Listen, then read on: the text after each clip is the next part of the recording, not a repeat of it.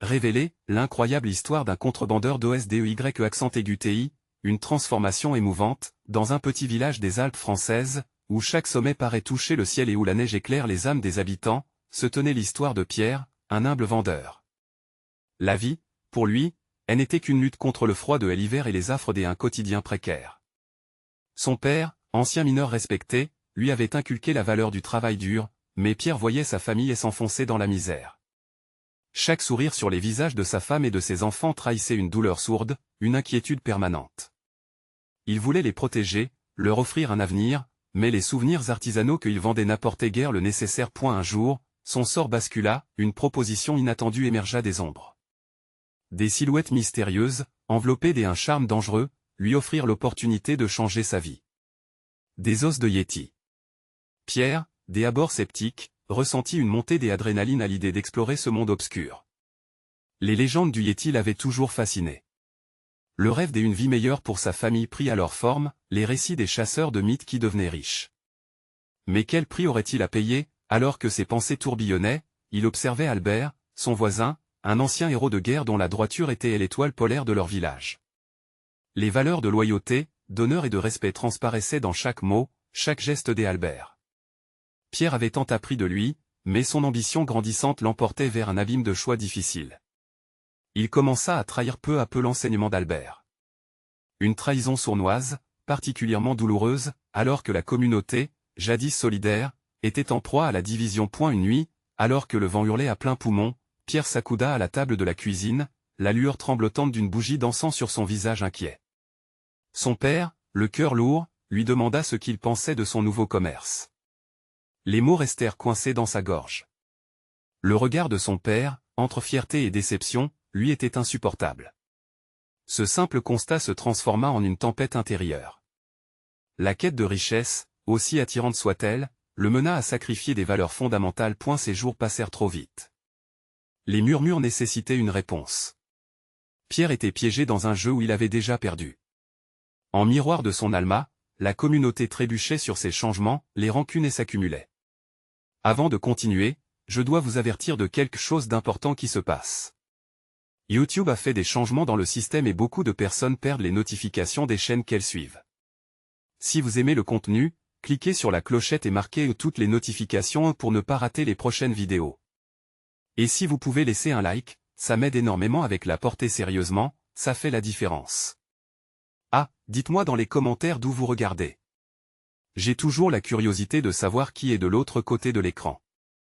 Maintenant continuons, le tonnerre de sentiments le submergeait alors qu'il réalisait que ce qu'il avait pris pour un moyen de s'élever se transformait en un immense fossé le séparant de son propre reflet. Dans un monde où l'argent devenait le roi, il devait à présent choisir entre l'avidité et l'amour. La beauté des montagnes, tant admirée, fut assombrie par la lourdeur de ses décisions. Tout dépendait de ce moment, et en pesant le pour et le contre, Pierre savait qu'il devait renouer avec son essence, celle qui le reliait à sa famille et à son village. Le choix tragique se profilait à l'horizon, prêt à déchirer Pierre en morceaux. Ne serait-il pas celui qui pourrait ramener la lumière dans cette obscurité naissante? L'avenir de sa famille, de sa communauté, pesait lourdement sur ses épaules.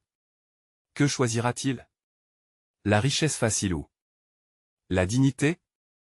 L'incertitude était omniprésente, et chaque instant devenait une question des humanités. Une nouvelle journée se leva sur le village, accablé par le poids des secrets de Pierre. La lumière du matin tentait de percer les nuages sombres qui enveloppaient son cœur. La promesse d'un nouveau jour aurait dû apporter de l'espoir, mais pour lui, chaque rayon était une épine, lui rappelant les choix qu'il n'avait pas encore fait. Pierre se leva tôt, le visage marqué par la fatigue. Il se dirigea vers la fenêtre, observant les flocons de neige tomber lentement.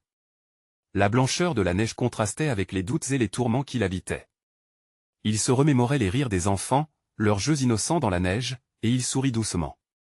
Ce sourire, pourtant, se transforma rapidement en une grimace lorsque la pensée de sa famille, ignorante de son commerce immoral, le frappa de plein fouet. Alors qu'il se préparait à sortir, une voix familière résonna derrière lui.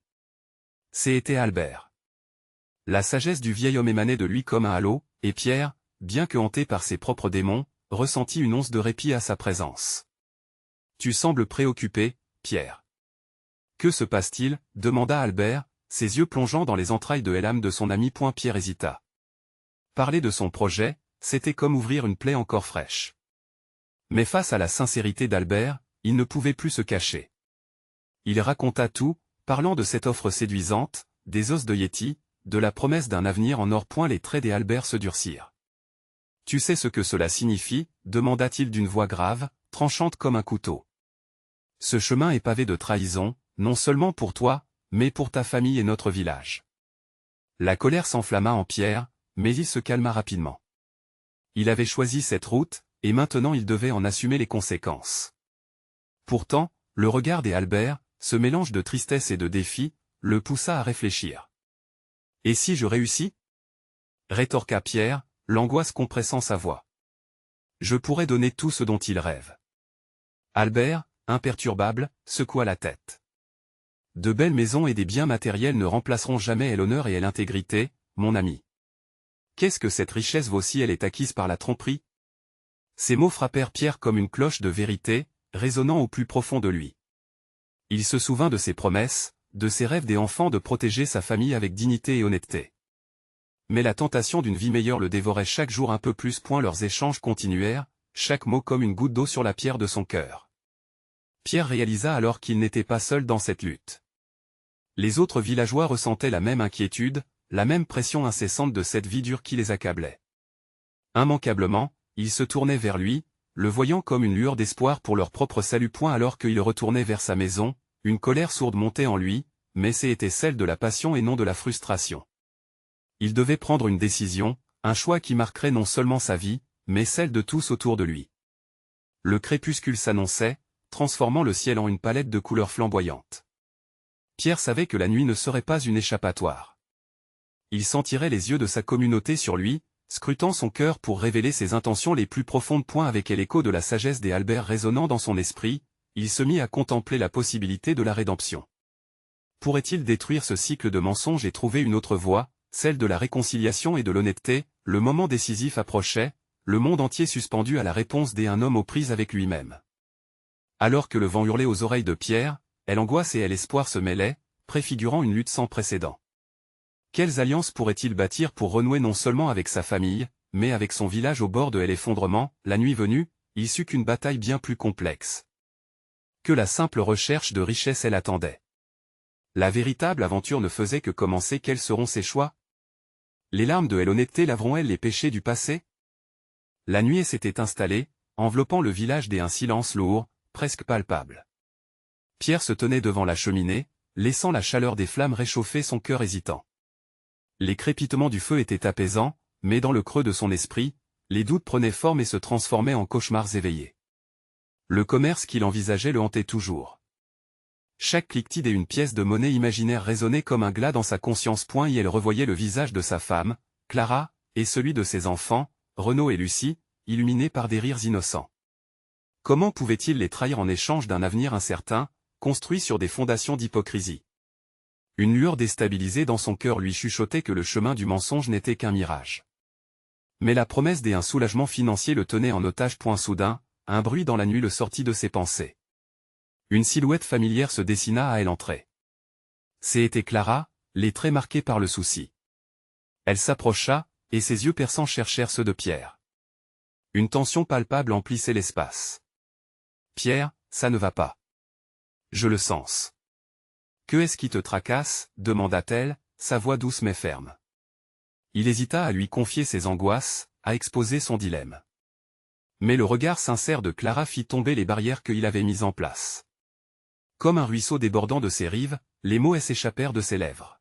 « J'ai une opportunité mais c'est dangereux, et je ne sais pas si je devrais. » Chaque syllabe prononcée était comme un poids supplémentaire sur son cœur. Son visage se figea. « Quelle opportunité, Pierre ?» Il lui parla des os de Yéti, des promesses de richesse et de tranquillité. Tandis qu'il décrivait son projet, il vit l'inquiétude grandir dans ses yeux, remplacée rapidement par la peur. « Tu risques de perdre tout ce que nous avons, » murmura-t-elle, un tremblement voilé dans la voix. « Nos enfants, notre famille et tout ce qui compte. N'oublie pas cela. » Les larmes lui montèrent aux yeux, reflétant une vérité qu'il avait volontairement mise de côté. C'était un risque qu'il prenait non seulement pour lui, mais pour eux tous. « Mais, si je réussis, Clara, nous pourrions vivre plus confortablement. Tous ces sacrifices que nous avons faits, ils pourraient enfin en valoir la peine. Elle secoua la tête, son regard déterminé. La richesse sans éthique n'a aucune valeur. Que feras-tu lorsque les mensonges que tu tisses reviendront à te hanter? Pierre se leva brusquement. La colère mêlée à la frustration pulsait en lui. Comment pouvait-elle ne pas comprendre? Mais au fond de lui, il savait qu'elle avait raison. À chaque haussement de voix, la réalité devenait plus douloureuse. Je suis perdu, Clara. Je ne sais pas quoi faire. Elle avança, posant une main réconfortante sur son épaule. Alors cesse de penser à ce que tu pourrais gagner et concentre-toi sur ce que tu seras après. Pense à la vie que nous voulons réellement, accessible par la volonté et le travail, non par des raccourcis. Le calme régnait à présent entre eux, deux âmes liées par un amour profond, mais assaillies par un dilemme monumental. La vérité qu'elle lui offrait était à la fois apaisante et effrayante. Pierre ferma les yeux, se laissant submerger par le flux des émotions. Dans le murmure des flammes, il ressentit non seulement l'inquiétude, mais aussi l'espoir. Pourrait-il changer le cours de sa vie? Retrouver une autre voie, celle de la dignité, du courage et de l'intégrité. Alors que les heures filaient, il comprit que son choix déciderait non seulement de son avenir, mais aussi de celui de tous ceux qui croyaient en lui. À l'aube, il lui faudrait faire face à ses propres démons et choisir un chemin qui ne soit pas pavé de trahison. Son cœur battait la chamade avec l'espoir d'une rédemption. Que déciderait Pierre? Aurait-il le courage d'affronter la vérité sur lui-même et son village? Pierre se leva, l'esprit embrumé par l'angoisse et le désespoir. Chaque mot de Clara résonnait en lui, nourrissant une lutte intérieure qu'il n'avait jamais envisagée. Son regard se perdait dans les flammes vacillantes, réfléchissant à chaque souffle de vie qu'il avait partagé avec sa famille. Ces moments de bonheur faisaient pencher la balance, mais l'ombre de la tentation des richesses prenait peu à peu de l'ampleur. Il se dirigea vers la fenêtre, contemplant le village endormi. Les toits recouverts de givre brillaient sous la lumière argentée de la lune. Quand il imaginait le sourire de Renaud, l'innocence de Lucie, il savait que rien ne pouvait justifier un choix qui les mettrait en péril. Pourtant, l'idée de la richesse et du confort le hantait encore. « Pierre, regarde-moi » dit Clara d'une voix douce, mais il percevait une force latente. Elle s'approcha, son visage proche du sien, ses yeux pleins de détermination. « Tu es un homme bon. Tu as toujours travaillé dur pour nous. N'oublie jamais ça. Ce n'est pas dans la douleur que se trouve notre avenir. Je veux juste un peu de paix, un peu d'espoir, balbutia-t-il, et les larmes menacèrent de couler. Mais est-ce vraiment si mal de vouloir offrir une meilleure vie à notre famille? Une vie construite sur le mensonge n'est pas une vie, Pierre. As-tu déjà pensé à l'héritage que tu laisses? Pense aux valeurs que nous transmettons à nos enfants. Sa voix était ferme, résonnant comme l'écho d'un appel à l'ordre. Ces paroles frappèrent Pierre comme une tonne de briques. L'héritage qu'il laissait derrière lui serait plus significatif que tout l'or du monde. Ce n'était pas seulement une recherche de confort matériel, mais une quête de noblesse des âmes. Il se souvint alors de son propre père, qui avait toujours prêché l'honnêteté, même lors des moments les plus sombres. Que dirait-il s'il savait? Peut-être que j'y ai besoin de temps de réfléchir à tout ça. Je ne peux pas décider ce soir, finit-il par dire, la voix tremblante mais résolue. Se retourner vers Clara, il aperçut une lueur d'espoir dans ses yeux. Elle était prête à le soutenir, quelle que soit sa décision. Nous allons trouver un chemin, ensemble, affirma-t-elle, prenant sa main dans les siennes. Ils restèrent là, unis par la trempe d'un amour inaltéré, réfléchissant au sacrifice, au rire, à leurs rêves. Leur cœur battait à l'unisson dans l'incertitude, mais aussi dans le courage. Le lendemain, le soleil se leva sur un nouveau jour. Pierre s'éveilla avec une clarté d'esprit qu'il n'avait pas ressentie depuis longtemps. La décision n'était pas facile, mais il savait qu'il devait affronter la vérité, non seulement pour lui-même, mais pour sa famille. Il se leva, déterminé à analyser les conséquences de ses actes. Une voix dans sa tête le poussait à refuser l'ombre de la trahison et à choisir la lumière de l'honnêteté. Alors qu'il se préparait à sortir, un sentiment de bout de chemin s'éveillait chez lui, le renouveau était à portée de main. Pourrait-il tenir sa promesse et résister à la tentation? Que lui réserverait le village au petit matin? Pierre sortit de la maison, l'air frais du matin lui caressant le visage. L'odeur de terre humide et de bois brûlé flottait autour de lui, éveilleur de souvenirs. Ses pas le menèrent vers la place du village, où une petite foule s'était déjà rassemblée. Le marché battait son plein, avec des cris joyeux et des rires entremêlés aux odeurs de fruits et de pain chaud. Pourtant, au fond de lui, il ne pouvait ignorer le poids de sa décision. Salut, Pierre. Appela Marcel, un vieil ami, en levant la main avec un sourire chaleureux. Prêt à te lancer dans la vente aujourd'hui? Pierre effaça un instant ses préoccupations et lui rendit son sourire. Peut-être pas cette fois, répondit-il, sentant la tristesse envahir ses mots. Cette conversation familière lui parut, en cet instant, totalement déplacée. Marcel plissa les yeux, capturant son air soucieux. Tu sembles perdu, mon ami. Qu'est-ce qui se passe? Je fais face à un choix difficile, avoua-t-il, se sentant vulnérable tout à coup. Tout est dans la balance, ma famille, mes valeurs, et ce que je pourrais avoir. Marcel hocha la tête, le regard devenu sérieux. La richesse peut être attirante, mais elle n'achète pas ce qui compte vraiment. Regarde autour de nous. Ces sourires, ces enfants qui courent, c'est ça, la véritable richesse. Ces paroles résonnèrent dans l'esprit de Pierre, intensifiant ses réflexions sur l'héritage qu'il souhaitait transmettre. À cet instant, alors qu'ils échangeaient, il aperçut Maison, leur voisine, essuyant des larmes sur son visage. « Que se passe-t-il, Maison » demanda-t-il, ému par sa tristesse. « C'est mon fils, il a eu un accident à la forêt. Je ne sais pas ce que je ferais sans lui, » répondit-elle, la voix brisée par l'anxiété. Pierre sentit son cœur se serrer. Cela lui rappelait à quel point la vie pouvait être fragile, à quel point les décisions prenaient de l'ampleur. Un frisson lui parcourut l'échine. S'engager dans un chemin de mensonge ne serait pas seulement un risque pour sa propre existence, mais également pour celle de ceux qu'il aimait. « Je vais l'aider » déclara-t-il, sans hésitation. Le regard de Maison, rempli d'espoir, le poussa à agir. Il aurait pu choisir de fuir cette réalité, mais ce n'était pas dans sa nature. Il se dirigea vers elle en laissant de côté ses doutes. À au fur et à mesure qu'il avançait, une détermination nouvelle grandissait en lui. Il pouvait être un soutien, un pilier pour ceux qui en avaient besoin. L'idée de l'or pouvait lui apparaître comme une tentation, mais là, dans cet instant de compassion, il comprit que son vrai trésor était l'amour qu'il pouvait apporter à sa communauté. « Pierre, attends » s'exclama Marcel en le suivant. « Tu ne peux pas tout porter sur tes épaules. Ensemble, nous sommes plus forts. » « Oui, ensemble, nous y arriverons » sourit Pierre, avec plus de force dans sa voix. En tendant la main vers Maison, il ressentit un frisson d'énergie, celui d'une nouvelle voie qui s'ouvrait devant lui. Peut-être s'agissait-il de la première étape vers un avenir qu'il n'avait pas su envisager. Alors qu'il se mettait en route pour aider, une question résonna dans son esprit, jusqu'où serait-il prêt à aller pour protéger ceux qu'il aimait?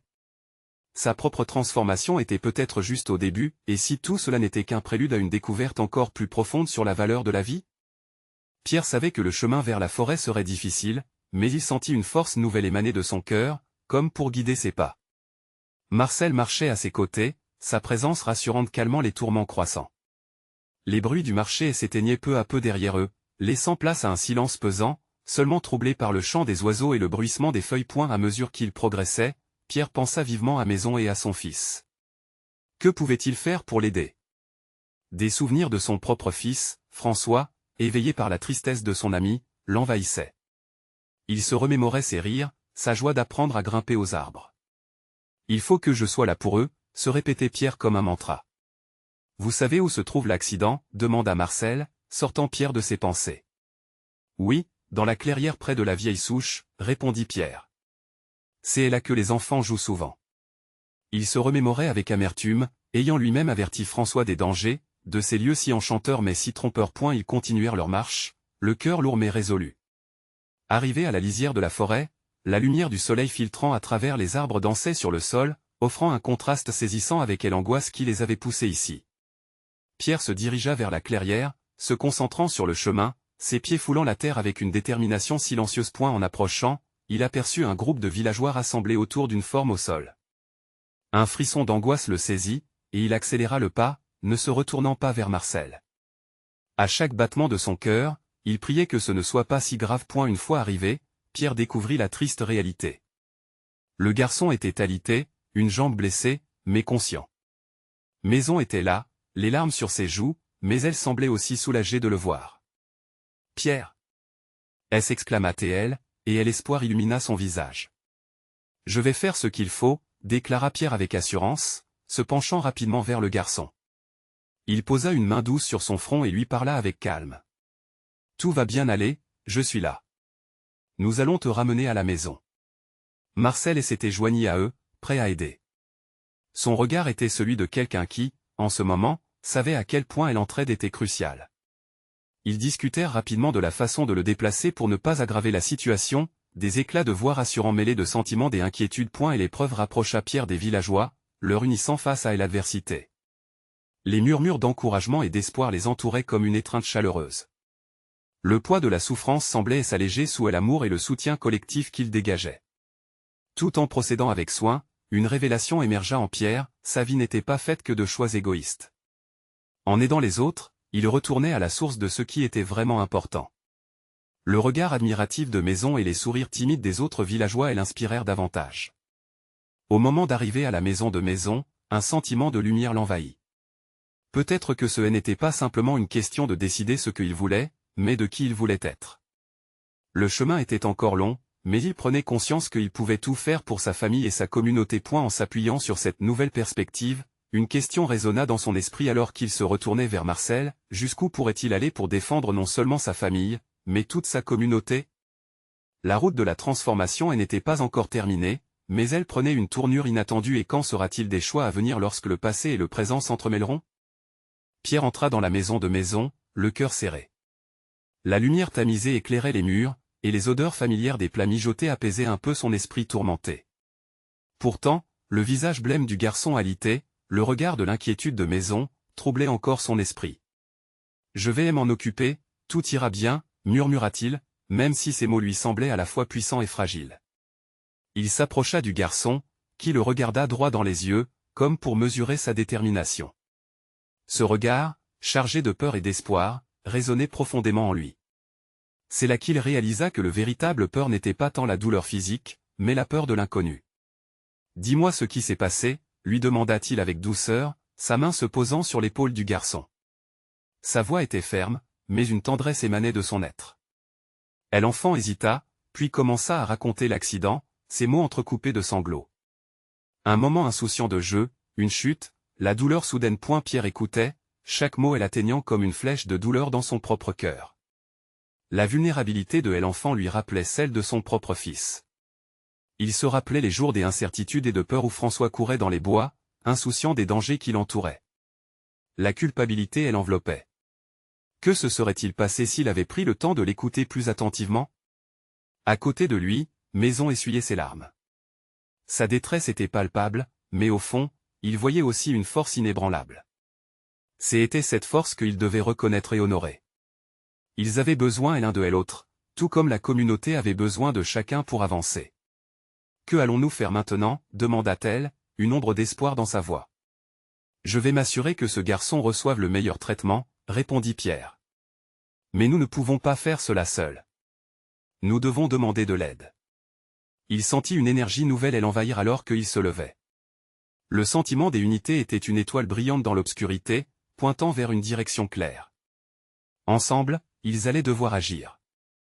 Ces mots résonnaient en lui comme une promesse, il ne laisserait personne derrière. Marcel, témoin silencieux et préoccupé, se leva également. « Je vais rassembler les villageois », annonça-t-il avec conviction. « Ensemble, nous pourrons trouver la solution et guérissons ce garçon. » Pierre acquiesça, un sentiment de gratitude le submergeant. Sans ces munitions des amours et des amitiés, que seraient les épreuves de la vie? Alors que Marcel sortait, Pierre regarda Maison. « Quoi qu'il arrive, nous resterons ensemble », assura-t-il. Elle lui sourit, une lueur d'espoir émergeant de son visage meurtri. Le temps s'écoulait lentement, chaque seconde étant à la fois un défi et une opportunité. Tandis que les villageois commençaient à affluer et à se rassembler, la maison se gorgea de voix et de solidarité. Un mélange de cris, de rires nerveux et d'encouragements remplissait l'air. Ils étaient tous là, unis pour un seul but, aider cet enfant à retrouver la joie perdue. Cependant, une question persistait au fond de l'esprit de Pierre. Le chemin vers le cœur de la communauté était semé d'embûches, mais valait-il vraiment la peine de risquer tant pour cette lutte collective? Tels des artisans d'un même récit, chacun jouerait son rôle, mais combien de sacrifices seraient demandés à chaque âme? Lorsqu'ils se rassemblèrent, Pierre sut que le moment approchait. Combien de ponts le relieraient à son passé en quête de rédemption? Alors que le bruit des voix s'intensifiait autour de lui, Pierre réalisa qu'il était en train de redécouvrir ce que cela signifiait vraiment être vivant. La douleur, l'inquiétude, l'espoir, tous ces éléments se fusionnaient pour créer une histoire unique. Et si la véritable épreuve ne résidait pas dans ce qu'il perdait ou gagnait, mais dans ce qu'il était prêt à devenir. Les villageois commencèrent à se rassembler dans la petite cour autour de la maison, apportant avec eux des couvertures, des médicaments et, surtout, leur cœur plein d'espoir. Pierre les observait, des souvenirs d'anciens visages mêlés à ceux d'aujourd'hui créant une mosaïque émotive. Chacun d'eux était là pour une raison, un lien invisible les unissant dans cette épreuve. Maison, toujours à ses côtés, tenait la main du garçon alité. Les larmes qu'elle avait essuyées laissaient place à une détermination brûlante. Elle se leva, l'énergie et l'enveloppant, et se tourna vers les villageois. « Écoutez-moi. Ce petit garçon a besoin de nous tous. Ensemble, nous pouvons faire la différence. » Le murmure des approbations qui suivit lui donna des frissons dans le dos. Pierre ne pouvait s'empêcher de sourire à la voix tremblante de Maison. Sa force était contagieuse, un phare d'espoir au milieu de la tempête. « Je vais le prendre en charge, » proposa Pierre, sa voix apparut plus forte que jamais. « Je connais un médecin dans le village voisin. Sa réputation est excellente. Si nous nous dépêchons, nous pourrons être à sa porte dans 1 heure. » Les yeux des villageois s'illuminèrent, l'inquiétude se mélangeant à une nouvelle énergie vitale. Le groupe se mit en mouvement, et Pierre sentit la puissance d'une communauté soudée. Marcel se fraya un chemin vers lui, un sac à dos sur l'épaule. « J'ai pris quelques provisions pour le voyage, » dit-il avec un clin d'œil. « On ne sait jamais combien de temps on sera sur la route. » Pierre hocha la tête, ému par cette camaraderie. Ils se rendirent tous au chevet du garçon, Casa lui caressant la tête, lui murmurant des mots doux. L'enfant, quoique très affaibli, se mit à sourire doucement sous l'affection des adultes. « Tiens bon, petit. Nous allons te ramener très vite à la maison, » promit Pierre tout en lui tenant fermement la main. Il réalisa alors combien ce moment résonnait avec les souvenirs de François, de ses luttes et des épreuves qu'ils avaient traversées ensemble. Les villageois se dispersèrent, s'organisant rapidement pour préparer le départ. Tandis qu'ils rassemblaient les ressources nécessaires, les éclats de voix s'entrechoquaient dans l'air.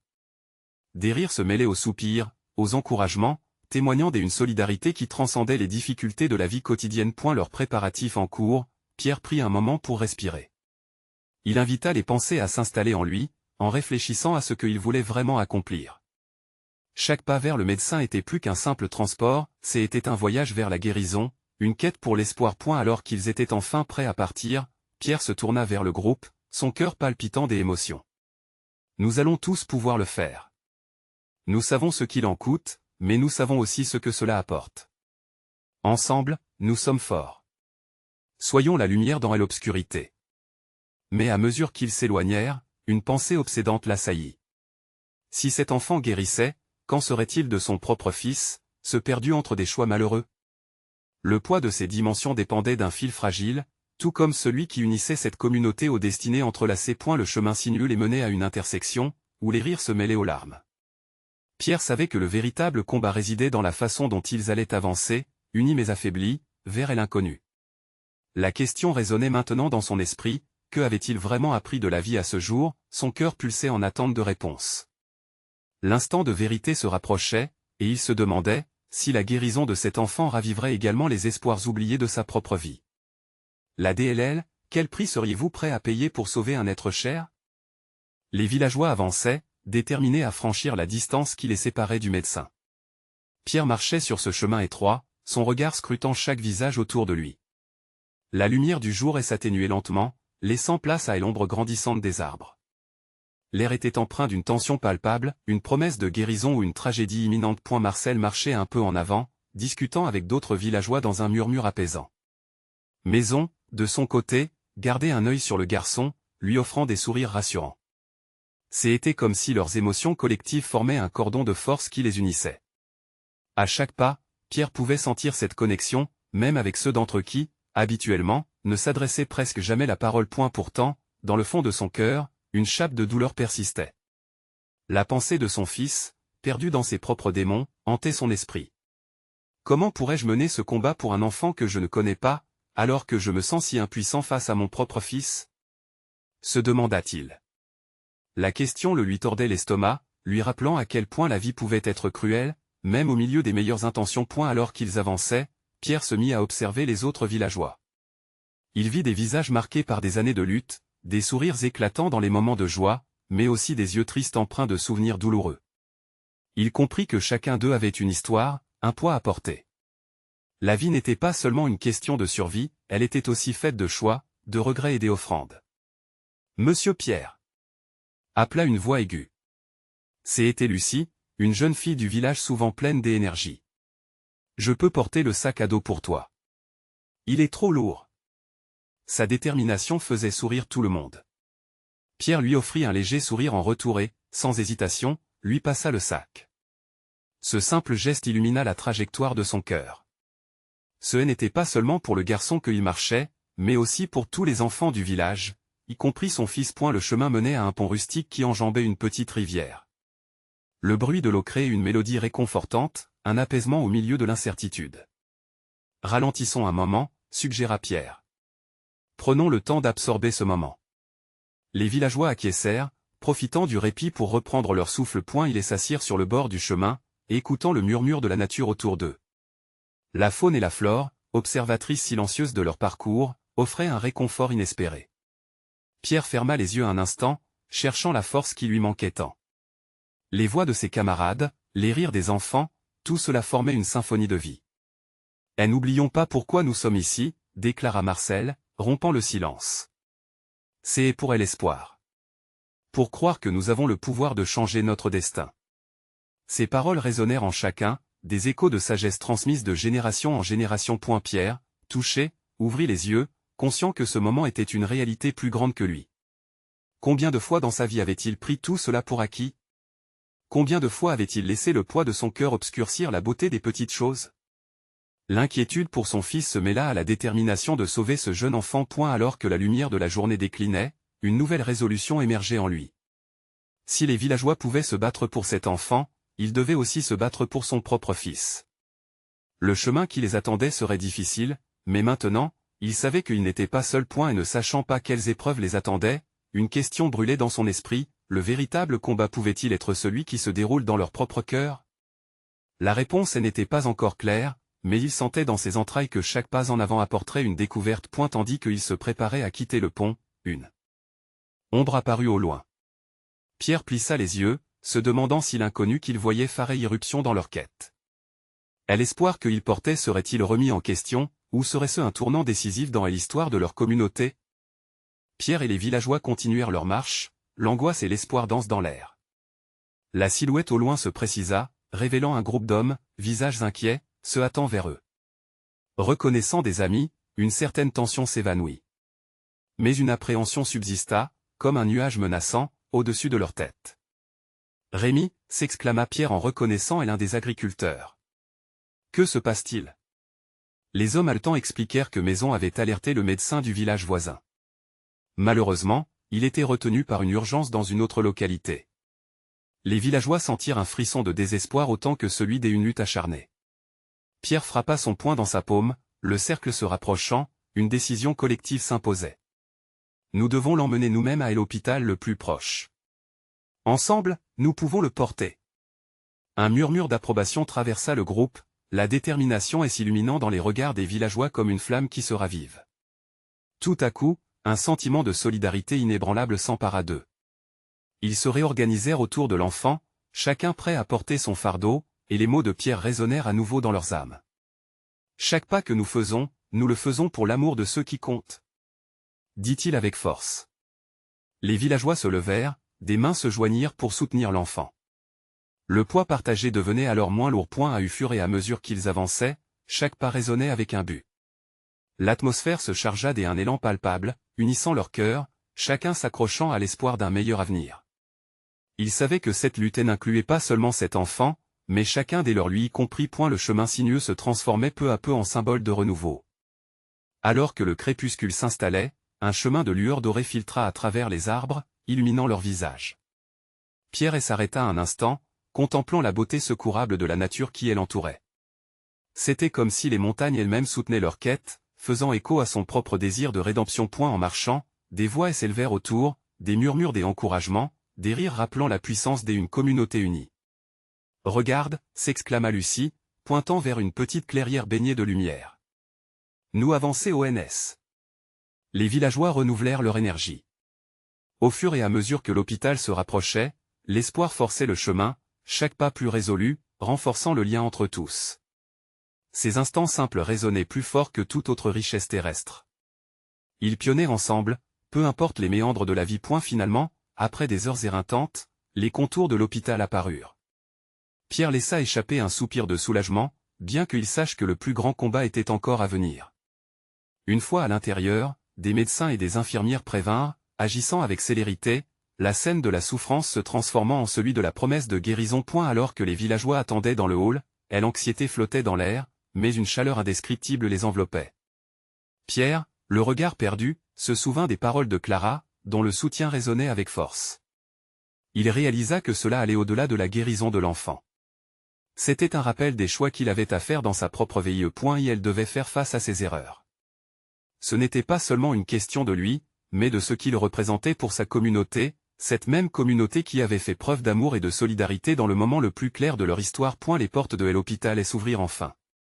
Le médecin sortit, l'air grave, mais une lueur d'espoir blêmit dans ses yeux. L'intervention a été un succès, annonça-t-il. Un soupir collectif de gratitude s'échappa des lèvres de tous. L'enfant allait bien, et la vie recommençait. Pierre se tourna vers les autres, conscience soulagée. Ce que nous avons fait.